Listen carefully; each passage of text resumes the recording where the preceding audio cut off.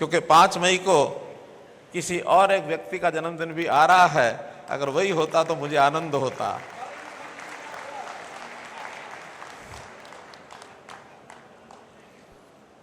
लेकिन अभी चूंकि विवाद हो गया तो मैं कह नहीं सकता कि वो 5 मई होगा या कौन सा होगा। लेकिन उस उपलक्ष्य में 4 मई को आज हम उनका एक स्मृति उत्सव ये मना रहे हैं। इस अवसर पर मैं आप सभी को, समाज के नेताओं को, संतों को, सबको अपनी ओर से बहुत बहुत बधाई, बहुत बहुत शुभकामना देता हूं। विषय बहुत रखा जा सकता, लेकिन आज मैं थोड़ा दूसरे एक विषय पर एक नए एंगल से आपके सामने विषय रखूंगा। पिछले दिनों में दर्जनों ऐसे कार्यक्रम हुए, अलग अलग समाज के हुए। जैसे आप भी कहते हैं कि फतेहाबाद में कार्यक्रम हुआ था, उसमें आप लोग आए थे। अनुसूचित जाति के बहुत से समाजों का, पिछड़ा वर्ग के बहुत समाजों का ये हमने कार्यक्रम किए हैं। अब कार्यक्रम के समय एक लंबी हमको सूची मिलती है कि ये हमारी मांग है, इसको पूरा करिए। जब हम महापुरुषों के जीवनी पर विचार करते हैं, उनकी शिक्षा पर विचार करते हैं, तो विषय क्या आता है? सामाजिक बुराइयां, उसके खिलाफ सब महापुरुष खड़े हुए कि किस प्रकार से हमको गोरक्षा की बात करनी है, गोहत्या का विरोध करना है, किस प्रकार से नशे को दूर भगाना है, किस प्रकार से महिलाओं में शिक्षा, इसका प्रचार प्रसार करना है, कैसे हमको पानी का जो संकट है उस पानी को कैसे बचाना है, इस ओर काम करते हैं। कब हम पर्यावरण के नाते से विचार करना, ऐसे संतों महापुरुषों के बहुत से ऐसे विचार हमारे आ रहे हैं सामने। योग का प्रचार प्रसार कैसे करना है, आज अगर महंत गोरक्षनाथ जी या इस योगी समाज की मैं चर्चा करूं तो योग के अंदर अभूतपूर्व एक योगदान रहा है, जिस योग को आज भी दुनिया मान चुकी है। अंतर्राष्ट्रीय स्तर के ऊपर 21 जून को योग दिवस मनाने के बाद जो प्रधानमंत्री जी ने कराई है, इसकी अगर बैकग्राउंड में कोई समाज, कोई महापुरुष रहे हैं तो योगी जितने भी थे वो सब योग को आगे बढ़ाते थे। तो इस प्रकार से ऐसी सामाजिक बुराइयों का, तो आज भी समाज में बुराइयां, उनको दूर करने का काम हम सबको मिलकर करना होगा। गरीबी के साथ लड़ाई लड़ना, लोगों को उनके पैरों पर खड़ा करना, वास्तव में ये रचनात्मक काम है जिसके ऊपर हमको विचार करना है। अब ये सब मांगे आपकी तरफ से आई, बाकी सबकी तरफ से आई। हमने भरपूर प्रयत्न किया कि इन चीजों पर कैसे आगे बढ़ें। महिला शिक्षा को आगे बढ़ाने के लिए और उससे पहले बेटी बचाओ बेटी पढ़ाओ के अभियान को आगे बढ़ाने के लिए हरियाणा में अभूतपूर्व काम हुआ। जो बेटियां गर्भ में मार दी जाती थी, जो जेंडर रेशो 2014 में जब शुरू किया, उस समय 851 की जेंडर रेशो थी, आज हरियाणा की जेंडर रेशो बंधुओं 923 हो गए। 923 2000 जन्म के पीछे 72 बेटियां जो गर्भ में मार दी जाती थी, आज वो बचती हैं। बेटी हमारा धन है।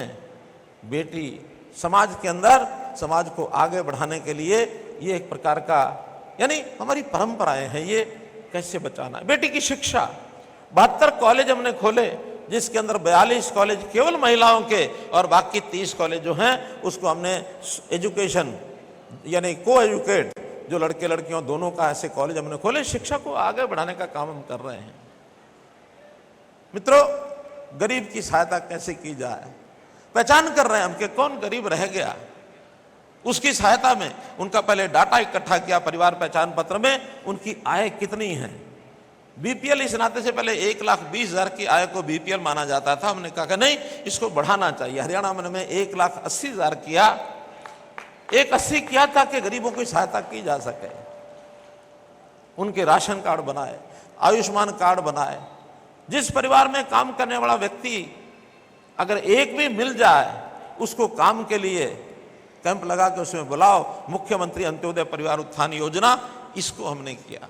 व्यक्ति का स्वाभिमान कैसे खड़ा करना है, इसके लिए हमने काम किए।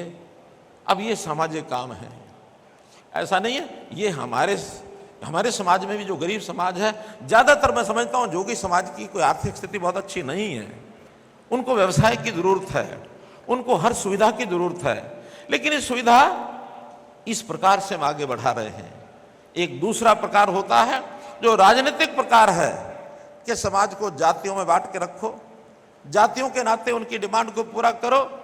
और उसके बदले में जातियों से सौदेबाजी करो कि आप मेरा काम करो, हम आपको वोट देंगे। वोट के बदले में काम, ये सौदेबाजी, ये गलत परंपरा है। इस परंपरा को हमको तोड़ना चाहिए, तोड़ना चाहिए। वोट अपनी जगह है, समाज को सुधारना, इसको ऊपर उठाना, ये अलग एक विषय है।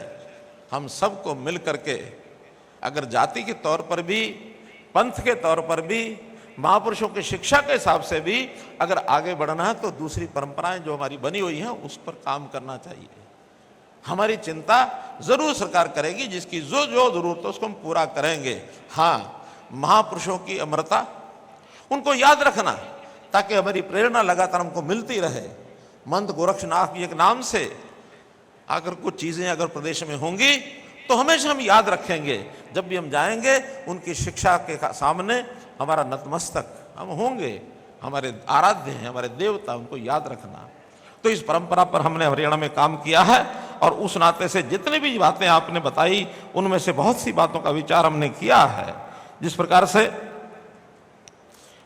एक विषय आया कि मंत गोरखनाथ जी का कैसे उनके नाम को याद रखें, मुझे कष्ट के साथ बात करनी पड़ रही है कि आपके संगठन, 5 संगठन तो मैं जानता हूं, अलग अलग संगठन काम करते हैं, अलग अलग एरिया में करते हैं, अलग अलग नेता हैं, और भी ज्यादा होंगे। मेरा कहना है कि सबसे पहला काम पूरे समाज की एकता, एक होकर के एक नेतृत्व बना करके आगे बढ़े, ये सबसे पहली आवश्यकता है। और जो जो मांगे अलग अलग से आई हुई हैं, सब मिल करके एक मांग पत्र के हिसाब से आएंगे, बहुत सी चीजें हल हो जाएंगी। जैसे हम 2 या 3 शहरों के अंदर मंत गोरखनाथ जी के नाम से कुछ चौक का नाम रखेंगे, लेकिन वो जब तब आप सहमत होकर के हमको बता देंगे।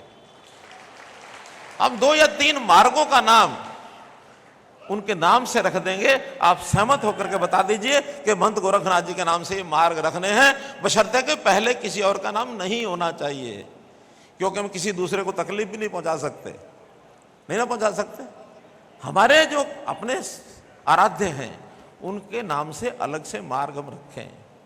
कोई एक शिक्षण संस्थान, कोई कॉलेज से हम शुरू करेंगे, किसी एक कॉलेज का नाम मंत गोरखनाथ जी के नाम से उनका नाम रखेंगे। डिमांड्स में आया कि उनके नाम की एक चेयर स्थापित की जाए, तो मैंने महंत जी से अभी बात की है, मंत बालकनाथ जी से।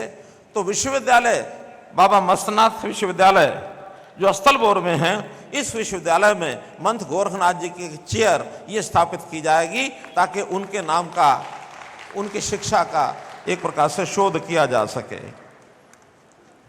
मित्रों, हम लोगों ने पुजारी पुरोहित एक बोर्ड का गठन किया है। अब मेरा एक विचार जो आज डिमांड में भी रखा हुआ है, अलग अलग बोर्ड की बजाय पुजारी पुरोहित में जो हमारे नाथ संप्रदाय के नाथ सज्जन हैं, जो पूजा का काम करते हैं, उन गुरुद्वाराओं की परंपरा में है, हम नाथ संप्रदाय के उन लोगों को भी उस पुजारी पुरोहित बोर्ड के अंदर शामिल करते हैं। ये भी एक घोषणा आपको बताई जाती है। आपकी जो धर्मशालाएं हैं, मुझे मालूम नहीं कितनी हैं, सबसे पहले अगर आप नाथ संप्रदाय की या योगी समाज की जो भी धर्मशालाएं हैं, वो सब अगर आप हमको सूची दे देंगे तो यथा योग्य सबको उनके साइज के या उनकी आवश्यकता के हिसाब से योगदान जो है वो भी उसमें अनुदान दिया जाएगा। इस प्रकार की घोषणा भी हम करते हैं। संतों की शिक्षा को पाठ्यक्रम में जोड़ना, ये घोषणा पहले ही कर चुके हैं, लेकिन इतना स्पष्ट करना चाहता हूं कि हर संत महापुरुष के नाम से अलग से पाठ जोड़ना तो शायद बच्चों के साथ जाती हो जाएगी, क्योंकि संत महापुरुषों की लिस्ट बहुत बड़ी बन गई है। उन सब का उल्लेख करते हुए संतों की शिक्षा ये बच्चों को पता लगना चाहिए, इसलिए मंत गोरखनाथ जी की शिक्षा का उल्लेख हम पाठ्यक्रम में जरूर करेंगे, ऐसा आपको विश्वास दिलाते हैं। पंचायती राज संस्थाओं में जैसे एक सज्जन हमारे कैप्टन साहब बोल रहे थे कि उनको आरक्षण के कारण से कितने सरपंच बता रहे थे बने, 31 सरपंच बने, और पहली बार बने होंगे जब बीसीए को आरक्षण दिया है। इसी प्रकार का आरक्षण नगरों में जो नगर पालिकाएं, नगर परिषदें हैं, उसके अंदर भी इस चुनाव से पहले लागू कर देंगे, ताकि आपके लोग उसमें भी आकर के चुनाव लड़ सकें, आगे बढ़ सकें। हमारे जो पारंपरिक संगीत वादक हैं, सारंगी वादक हैं, फिर कुछ और अन्य जो शिव विवाह आदि के ऊपर जो जिस प्रकार से वाद्य बजाते हैं, ऐसे सब वादकों के लिए एक विशेष आयु के बाद जब वो अपना वाद्य बजाने के सक्षम नहीं रहते, आखिर फूंक मारनी होती है और वाद्य फूंक से ही है, तो एक सारी आयु तक वो संभव नहीं होता है, तो जो उनकी सक्षमता समाप्त होगी, ऐसे वाद्य वादकों के लिए अलग से पेंशन की एक स्कीम बन रही है ताकि उनकी आजीविका की पेंशन उनको ये मिल सके।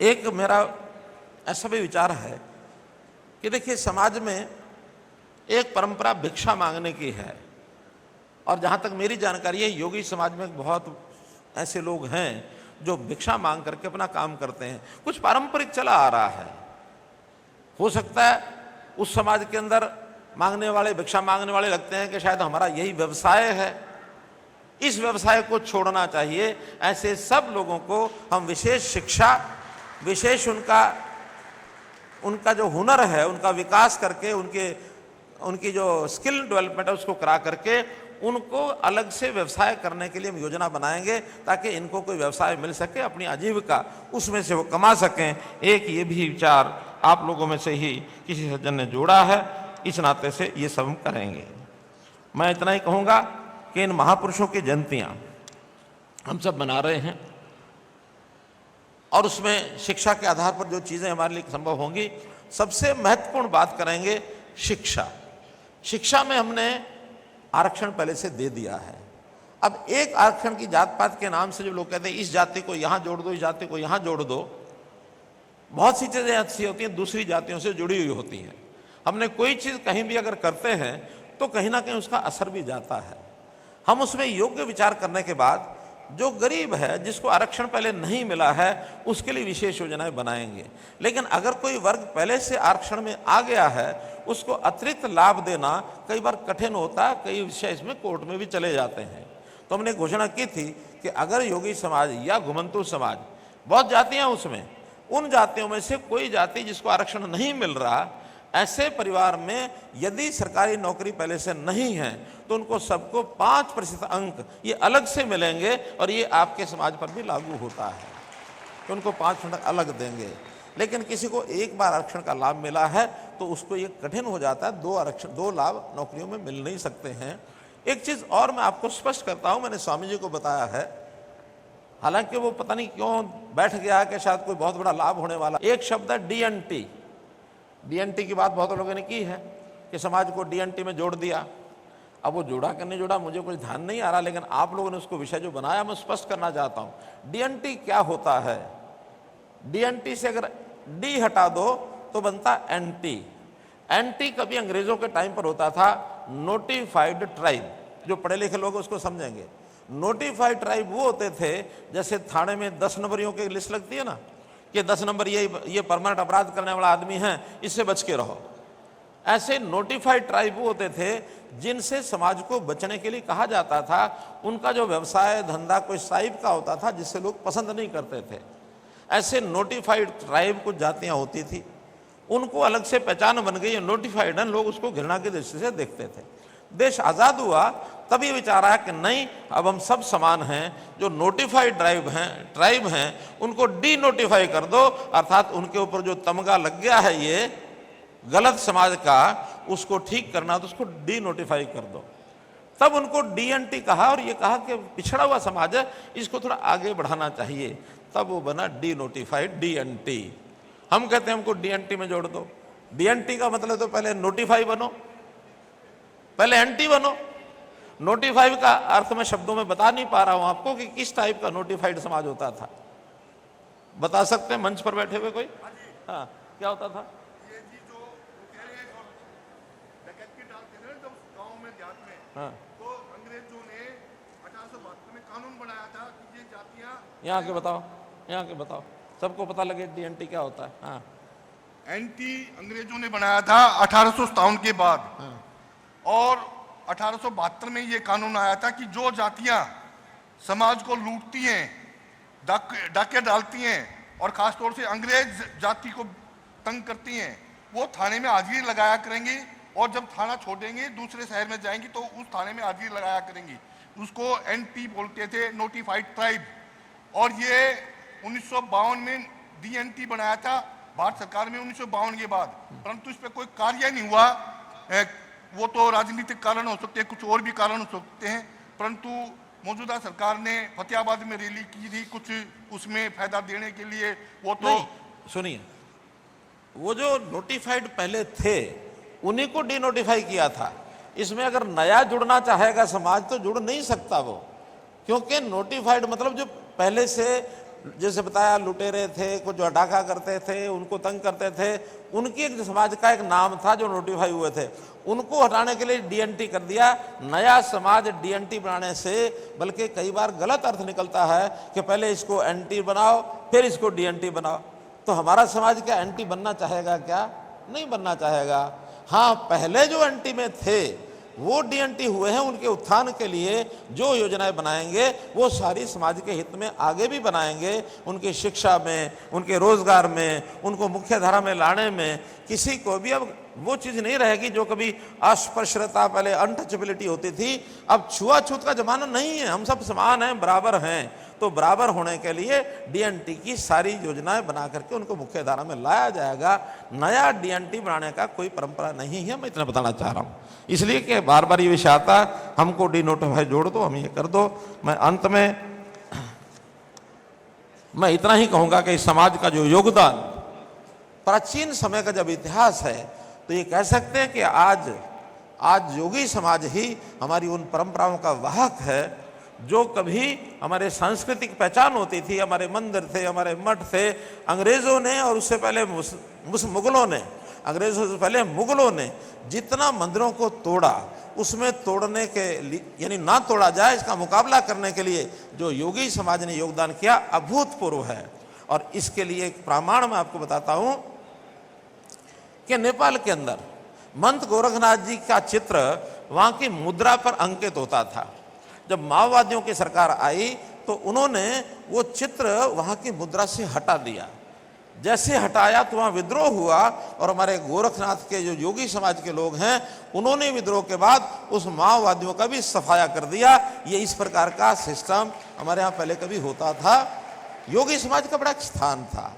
अगर राम जन्मभूमि की रक्षा करने के लिए आज इसका श्रेय किसको दिया जा सकता है तो देश के प्रधानमंत्री नरेंद्र मोदी, और अगला कोई श्रेय लेने वाले कोई हैं तो योगी आदित्यनाथ जी वहां के मुख्यमंत्री। और राम जन्मभूमि को सुरक्षित करने के लिए उनको योगदान दिया जा सकता है। तो समाज की रक्षा सुरक्षा, धर्म की रक्षा सुरक्षा, जो कभी गुरु परंपराओं में से ये चीजें निकल के आई, योगी समाज तो आदिकाल से चलता आ रहा है। मैं योगी समाज के प्रति अपनी पूरी श्रद्धा रखता हूं। इतना ही मेरा निवेदन, सब इकट्ठे होकर के एक ग्रुप बना के मेरे पास आ जाओ। जो आवश्यकताएं आपकी शिक्षा की, स्वास्थ्य की, सुरक्षा की, स्वाभिमान की, जो चीजें आपको चाहिए सारी चीजें आपको प्रदान की जाएंगी। बहुत बहुत धन्यवाद, बहुत बहुत आभार। हेलो देविया सज्जनों, सिर्फ